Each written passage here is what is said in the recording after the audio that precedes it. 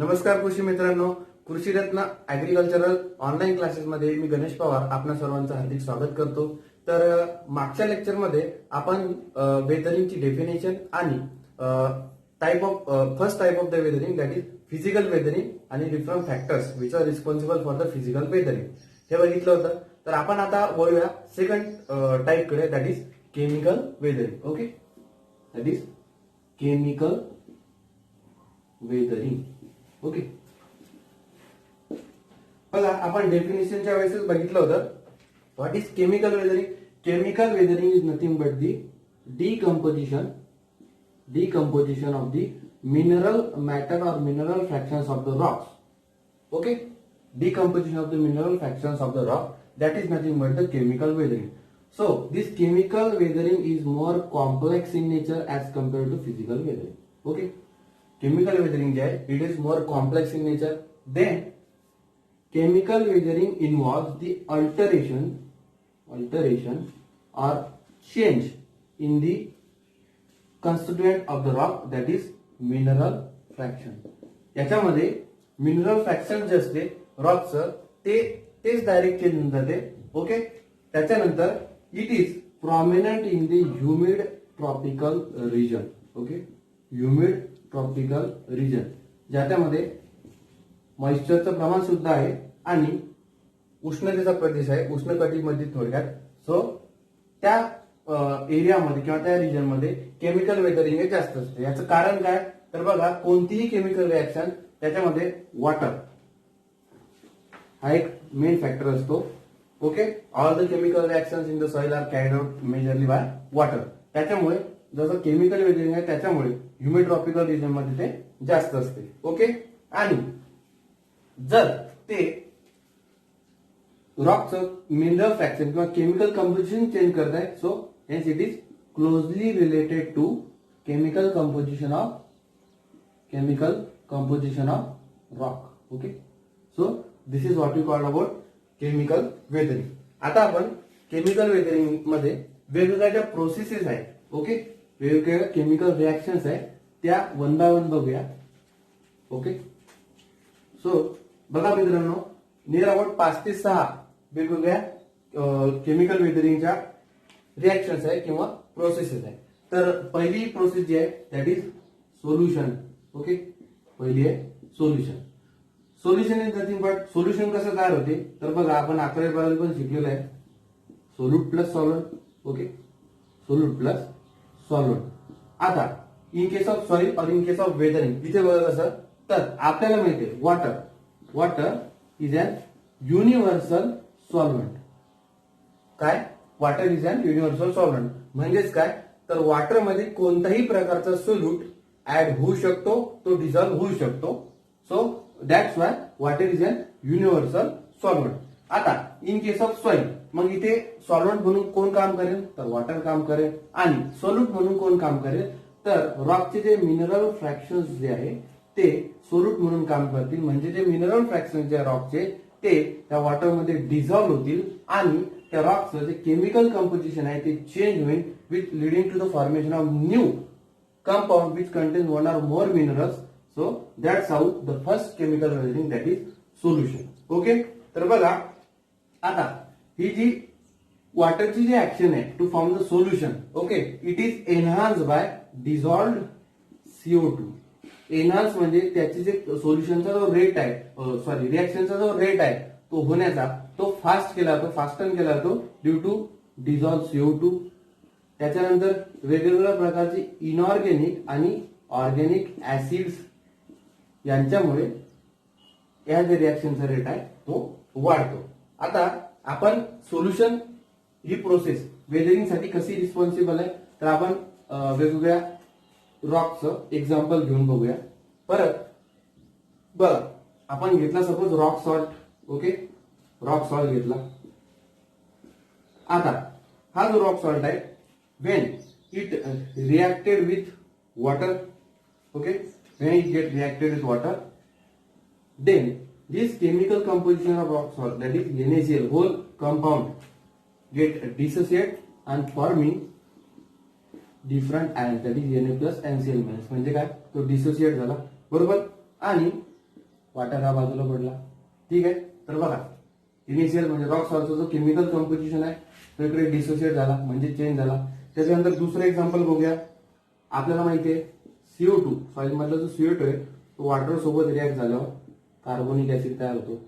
आता हा जो कार्बोनिक ऍसिड आहे तो सपोज कॅल्साइट सोबत रिॲक्ट झाला. ओके, कॅल्साइट सोबत रिॲक्ट झाला तर काय होईल, एक नवीनच कंपाऊंड तयार होईल calcium bicarbonate. Okay, calcium bicarbonate म्हणजे बघा कॅल्साइटचं केमिकल कंपोजिशन होतं CaCO3, त्याच्यामध्ये वॉटर ऍड केला. ओके, आणि हा जो CO2 आहे त्याने त्याची रिॲक्शन फास्टन केली म्हणजे कार्बोनिक ऍसिड तयार केला आणि याची जेव्हा रिॲक्शन झाली तेव्हा कॅल्शियम बायकार्बोनेट हा नवीनच कंपाऊंड तयार झाला. म्हणजे रॉकचा ओरिजिनल कंपोनंट होता कॅल्साइट आणि नवीन प्रोडक्ट जो तयार झाला CaSO3/2. So this is all about the solution reaction that is the first chemical weathering process. Okay, समजलं चेंजेस कसे घडतात. ठीक आहे.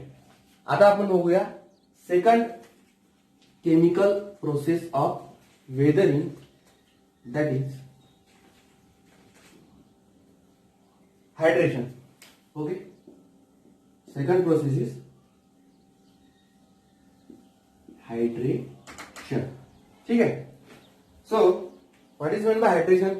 Hydration is nothing but the addition of water in the mineral matter of the rock.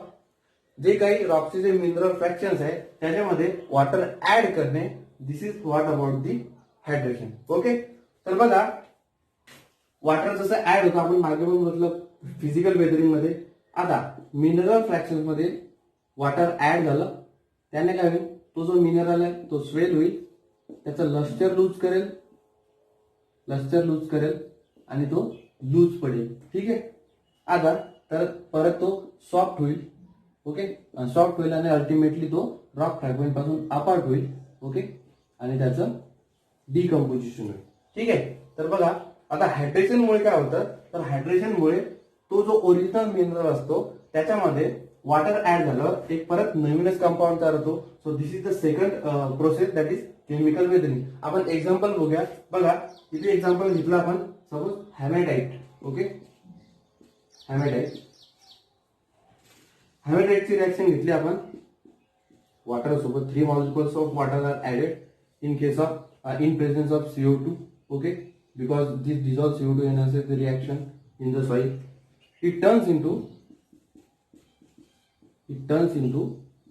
limonite. Okay, it turns into limonite. म्हणजे बघा original rock होता haematite, त्याच्यामध्ये जेव्हा वॉटर ऍड झालं it turns into limonite. Okay, so this is hydration. परत दुसरं example बघूया. आपण घेतला समजा बॉक्साइट. ओके, घेतला bauxite. when the water is added in it, okay, it turns into gypsite. Okay, काय झालं gypsite. हे बघा पहिला मिनरल कंपोजिशन होतं फक्त Al2O3, जसा वॉटर ऍड झाला it turns into gypsite. Okay, परत बघा एक लास्ट आपण रिॲक्शन बघूया. कॅल्शियम सल्फेट घेतला पण कसा अनहायड्रेटेड. ओके, म्हणजे त्याच्यामध्ये मॉइश्चर नाहीये किंवा वॉटरचा मॉलिक्युल नाहीये. त्याची रिॲक्शन घेतली वॉटर सोबत. ओके, कॅल्शियम सल्फेटची. तर आपल्याला वेल नोन जो मिनरल आहे तो तयार होतो that is gypsum. Okay,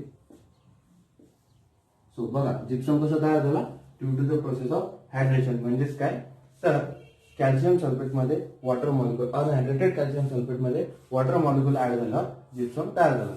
so this is the second chemical weathering process that is hydration. Okay, समजलं काय होतं केमिकल हायड्रेशन मध्ये, तर रॉक मधला जो मिनरल मॅटर असतो त्याच्यामध्ये वॉटर ऍड होतो. वॉटर ऍड होऊन ते मिनरल मॅटर जे आहे ते स्वेल होते, त्याचं लस्टर लूज होते, तो सॉफ्ट होतो आणि तो अपार्ट होतो. आणि केमिकल रिॲक्शनचा विचार करता एक जो रॉकचा जो ओरिजिनल केमिकल कंपोनंट आहे तो न राहता एक नवीनच मिनरल कंपाऊंड तयार होतो. सो हे सगळं आहे हायड्रेशन बद्दल. त्याच्यानंतर third important chemical weathering process is hydrolysis. Okay, hydrolysis. आता बघा हायड्रोलिसिस नावातच आहे. हायड्रो म्हणजे काय, वॉटर, आणि लायसिस मीन्स स्प्लिटिंग. तर कसं करतो आपण हायड्रोलिसिसला depend. Hydrolysis is nothing but the partial splitting of water into these ions, that is S plus and OH minus ion. मग बघा आता हायड्रोलिसिस मध्ये वॉटरचं पार्शियल स्प्लिटिंग होते आणि हे जे स्प्लिटेड आयन्स जे आहे ते त्या रॉकच्या मिनरल कंपोजिशन सोबत रिॲक्ट होऊन त्यामध्ये ज्या खास करून ज्या असे मिनरल ज्याच्यामध्ये बेस जो बेसिक असतात, समजा जो बेस कंपाऊंड असतो तो रिप्लेस करतात, particularly this S plus ion, आणि एक नवीन कंपाऊंड तयार होतो. This is the hydrolysis. बघा काय होते आता, ही जी हायड्रोलिसिस प्रोसेस आहे it turns into complete disintegration of rock. Okay, रॉकचं कंप्लीट डिसइंटिग्रेशन होते. त्याच्यानंतर रॉकचं स्ट्रक्चर चेंज करून टाकते, त्याच्या म्हणजे कॅरेक्टरिस्टिक्स आहेत. त्याच्यानंतर जे S प्लस आणि OH मायनस आयन्स आहेत ते काय करतात ते त्या रॉक मिनरल फ्रॅगमेंट सोबत काही कंपाऊंड एक्सचेंज करतात, त्यांचं डिकम्पोजिशन करतात आणि त्याचं ओव्हरऑल त्याचं जे कंपोजिशन आहे त्या मिनरलचं ते चेंज करून टाकतात. आता याची जी परत हायड्रोलिक ऍक्टिव्हिटी आपण मागे पण बघितलंय, तर it is enhanced by dissolve CO2. Organic and inorganic, various organic and inorganic acid. आता एक्झाम्पल जर का घ्यायचं तर बघा हायड्रोलिसिसचा आपण सपोज घेतला ऑर्थोक्लेज. ओके, हे orthoclase is reacted with the partial splitted water. Okay, तर बघा याच्यामध्ये काय होतं,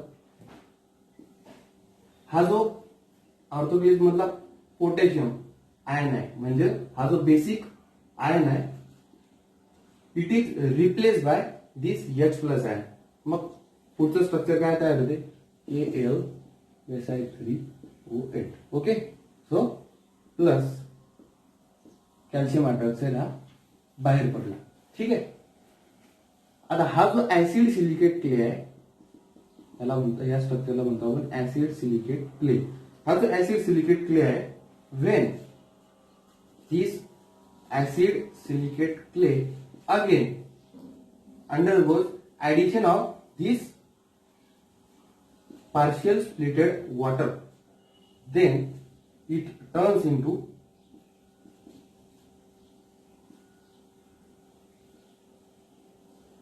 aluminium oxide. ओके, आणि इकडे सिलिसिक ऍसिड नावाचा एक बाय प्रोडक्ट बाहेर पडतो. म्हणजे बघा काय झालं, ऑर्थोक्लेज मिनरल आहे, बरोबर. हा जो ऑर्थोक्लेज आहे, ऑर्थोक्लेज मधला जो बेसिक आयन आहे म्हणजेच के आहे, तो जेव्हा जी स्प्लिटेड वॉटर सोबत रिॲक्ट होतो त्याच्यामधला हा जो वॉटर मधला जो H प्लस आयन आहे तो या के ला रिप्लेस करतो आणि ऍसिड सिलिकेट क्ले तयार करतो. आता हा ऍसिड सिलिकेट क्ले आहे तो परत जेव्हा स्प्लिटेड वॉटरच्या काही मॉलिक्युल सोबत रिॲक्ट होतो, it turns into the aluminium oxide. म्हणजे जे ओरिजिनल कंपोजिशन होतं ऑर्थोक्लेजचं ते बघा KlSi3O8 रॉकचं ओरिजिनल कंपोजिशन ऑर्थोक्लेज, आणि जेव्हा तो hydrolysis it undergo hydrolysis it turns into the aluminium oxide.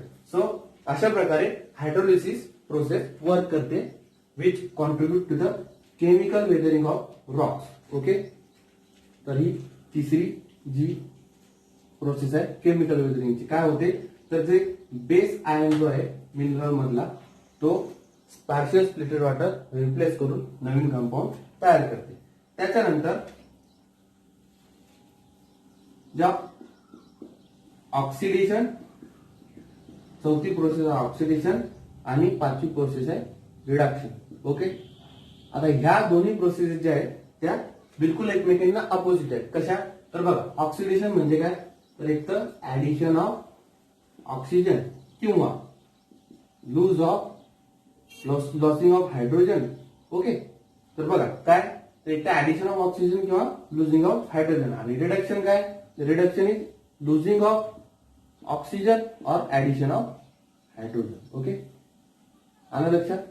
आता याच्यामुळे आपण सायमल्टेनियस बघणार आहोत. तर याच्यामध्ये काय होते, मोस्टली ऑक्सिडेशन आणि रिडक्शन किंवा ऑक्सिडो रिडक्टिव्ह रिएक्शन, त्याला कंबाईनली ऑक्सिडो रिडक्टिव्ह रिएक्शन असं म्हटलं जाते. हे असे मिनरल्स विच कंटेन्स फेरस किंवा मॅग्नीज किंवा सल्फर, म्हणजे फेरस और मॅग्नीज और सल्फर कंटेनिंग मिनरल्स मध्ये मोस्टली या ऑक्सिडेशन आणि रिडक्शन किंवा ऑक्सिडो रिएक्टिव्ह रिएक्शन या घडतात. तर बघा याच्यामध्ये ऑक्सिडेशन काय करते, तर ऑक्सिडेशन जो फेरस फॉर्म आहे converted into ferric. Okay, oxidation मध्ये काय होते, जो काही आयरन कंटेनिंग मिनरल आहे, समजा एक्झाम्पल घेतलं तर पायरॉक्सिन घ्या, अँफिबोल घ्या किंवा बायोडेट घ्या, हे जे आयरन कंटेनिंग मिनरल याच्यामध्ये काय होतं, जो फेरस फॉर्म आहे it turns into ferric form by the addition of oxygen. कशामध्ये, ऑक्सिडेशन मध्ये. त्याच्यानंतर रिडक्शन मध्ये काय, बिलकुल याचा ऑपोजिट, म्हणजे जो फेरिक फॉर्म आहे, okay, by losing of oxygen, okay, किंवा addition of hydrogen it turns into ferrous. Okay, आणि हे कुठे, तर आयर्न कंटेनिंग मिनरल मध्ये. आता याच्यामुळे काय होते, तर बघा फेरस टू फेरिक किंवा फेरिक टू फेरस याच्यामध्ये काय होते, या ऑक्सिडो रिडक्टिव्ह रिएक्शन मध्ये जी पार्टिकल साईज असते मिनरलची ती कमी होते, त्याच्यावरचा आयर्न जो असतो म्हणजे जो चार्ज असतो प्लस किंवा मायनस तो कमी जास्त होतो, आणि त्याच्यामुळे त्याचं जे फिजिकल स्ट्रक्चर आहे किंवा त्याची जी साईज आहे ती कमी होत जाते, आणि हळूहळू तो लूज पडत जातो आणि त्या रॉकचं डिकम्पोजिशन होते. So this is what we call about oxidation and reduction reaction. Okay, तर आता आपण बोलूया केमिकल वेदरिंगची लास्ट केमिकल प्रोसेस आहे, that is carbonation. Okay, carbonation. What is carbonation? Carbonation म्हणजे काय, तर combination of CO2 with any of the base. Okay, carbonation is nothing but the combination of CO2 with any of the base of the mineral. Okay, आणि याच्यामुळे काय होते, तर खास करून जे कॅल्शियम आणि मॅग्नेशियम कंटेनिंग जे मिनरल्स आहेत, ओके, ते कॅल्शियम आणि मॅग्नेशियम कंटेनिंग मिनरल्स जे आहे, तर याच्यामध्ये खास करून कार्बोनेशन ही प्रोसेस घडून येते आणि त्या रॉकचं केमिकल वेदरिंग होते. तर बघा कसं, सपोज आता ही बेसिक प्रोसेस माहिती आपल्याला, CO2 plus H2 turns into carbonic acid. हा जो कार्बोनिक ऍसिड आहे तो कॅल्साइड सोबत आणि विच रिझल्ट्स इनटू CaHCO3/2.